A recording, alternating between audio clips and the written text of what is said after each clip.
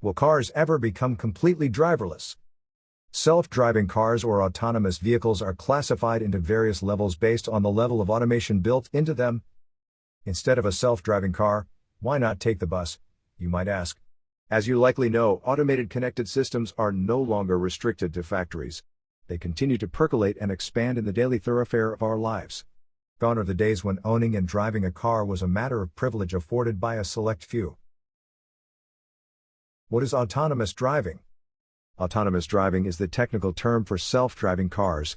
While the idea of a moving car with a guy asleep in the driver's seat might seem spooky at first, it is no longer a figment of wishful imagination. Various stages of autonomous driving. Based on the amount of human assistance required to drive a car, regulatory bodies identify 6 levels of autonomous driving. Driving is a combination of steering, lateral control, and speed, longitudinal control. To what degree a car is automated depends on its ability to exercise these controls independently of the driver, ranging from fully manual to fully automated. Level 0, no automation. Level 0 vehicles are the most prevalent vehicles on the road today. The onus of driving the car as well as responding to any hazards that may come along the way rests solely with the driver. Level 1, driver assistance. This is the most commonly found level of automation available to modern-day vehicles. In such systems, the control of the vehicle lies primarily with the driver, but is supplemented by the built-in systems if required. Level 2, partial automation. Partial automation is the maximum level of automation known to modern-day road-legal vehicles.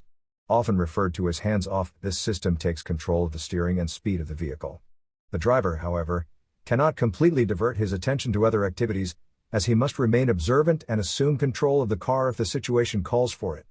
A common example of Level 2 automation is Tesla Motors' autopilot mode. Level 3, conditional automation. Conditional or eyes-off automation is often considered to be actual autonomous driving, as control of the vehicle is shared equally by the driver and the system. The driver can choose to focus on other tasks, knowing that the car will take reliable evasive actions if the situation demands it. However, Level 3 protocols are currently restricted to routine conditions, such as pulling out of a parking lot or in stop-start traffic. Level 4, high automation. Also known as mind-off automation, Level 4 closely overlaps with Level 3. In this level, the systems are well versed with most adverse conditions and can function normally without human intervention, in most cases. If the system finds itself unable to extract itself from any situation, it can communicate with the driver to intervene.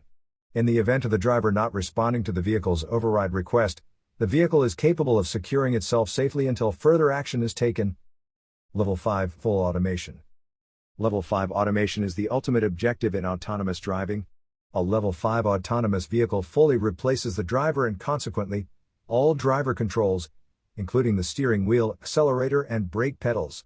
It is not only expected to communicate with its passengers, but also with fellow vehicles on the roads to chart out the most optimal travel routes, without requiring any manual intervention. Advantages of vehicle automation.